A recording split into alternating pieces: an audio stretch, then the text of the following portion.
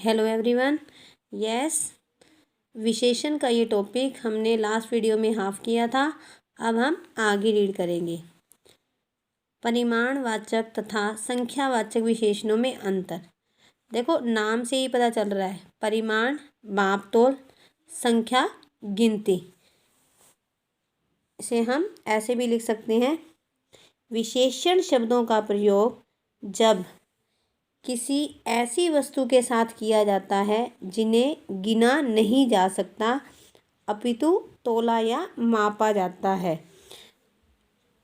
वो कौन से विशेषण होते हैं?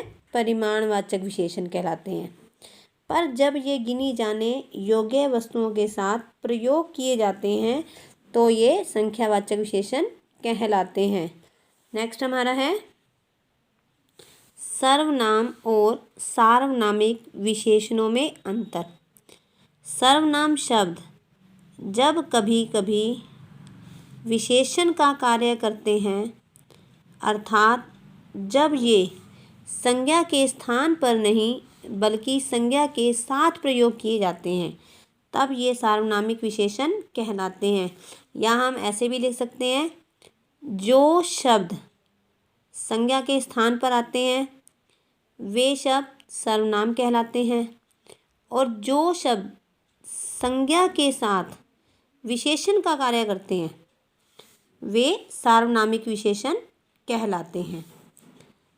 वह कल नहीं आया था, वह सर्वनाम हो गया। वह लड़का कल नहीं आया था, अब लड़का क्या है? वह लड़का, लड़के की विशेषता आ गई, वह यहाँ पर विशेषण का कार्य कर रहा है, तो यहाँ पर ये सार्वनामिक विशेषण है। आगे हमारा है विशेषणों की तुलना। कभी कभी दो या दो से अधिक वस्तुओं या व्यक्तियों की तुलना की जाती है। इसके लिए विशेषण से पहले प्राय, से, की अपेक्षा, में, की तुलना में जैसे शब्दों का प्रयोग किया जाता है। तो कभी कभी कम, अधिक, ज़्यादा जैसे शब्दों का प्रयोग भी किया जाता है। हम इंग्लिश में इसको डिग्री बोलते हैं। हमारी होती है ना डिग्रियाँ, इंग्लिश में होती हैं पॉजिटिव, कंपैरेटिव और सुपरलेटिव। मूलावस्था, इसको हम पॉजिटिव बोलते हैं। उत्तरावस्था कंपैरेटिव, जब दो में कंपैरिजन होता है। उत्तमावस्था दो या दो से अधिक में, ज़्यादा में होता है, इसके हम इंग्लिश में सुपरलेटिव कहते हैं। मूलावस्था, इसमें किसी प्रकार की तुलना नहीं होती, केवल विशेषता का सामान्य कथन होता है। उत्तरा में दो या दो वस्तुओं या दो व्यक्तियों, स्थानों की तुलना की जाती है, पहले भी बता दिया आपको मैंने। उत्तमावस्था में दो या दो से अधिक व्यक्तियों या वस्तुओं अथवा स्थानों की तुलना करके उनमें से एक को सबसे अच्छा या बुरा बताया जाता है। आम सब फलों से अधिक मीठा होता है। विशेषणों की तुलना में प्रयुक्त होने वाले प्रत्यय।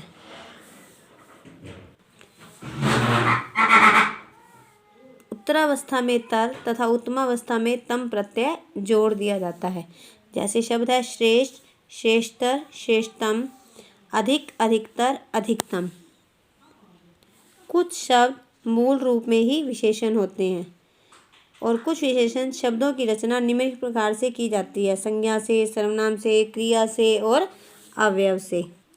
जैसे भूख संज्ञा शब्द से भूखा, प्यार से प्यारा, श्रद्धा से श्रद्धालु, ईर्ष्या से ईर्ष्यालु, इतिहास से ऐतिहासिक। ये आपके इस पेज पर हैं, आप रीड कर लोगे। सर्वनामों से देखो, जो से जैसा, यह से ऐसा, कौन से कैसा, वह से वैसा, मैं से मेरा, तुम से तुम्हारा। क्रिया से पत से पतित, बेचना से बिकाऊ, खाना से खाऊ, उड़ से उड़ाऊ। अवयव से भीतर से भीतरी, ऊपर से ऊपरी, बाहर से बाहरी। बाकी जो है रह गए वो आप अपने आप रीड करोगे। प्रविशेषण, देखो प्र आगे, मतलब विशेषण के जो आगे आने वाले शब्द।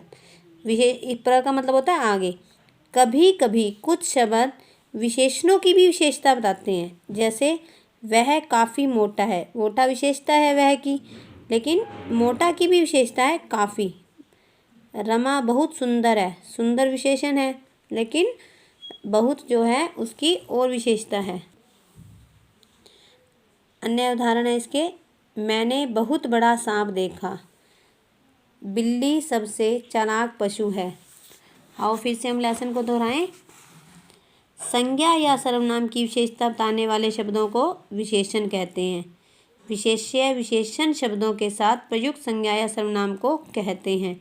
विशेषण के 4 भेद हैं, गुणवाचक, संख्यावाचक, परिमाणवाचक व सार्वनामिक। विशेषण की 3 तुलनात्मक अवस्थाएं हैं, मूलावस्था, उत्तरावस्था व उत्तमावस्था। विशेषण शब्दों का निर्माण संज्ञा, सर्वनाम, क्रिया व अवयव से होता है। विशेषण शब्दों की विशेषता बताने वाले शब्दों को प्रविशेषण कहते हैं। ये आपका लेसन कंप्लीट हो चुका है। इसमें जो क्वेश्चन बनते हैं आपने राइट और लर्न करने हैं और इसी एक्सरसाइज को आपने ट्राई करना है पेंसिल से।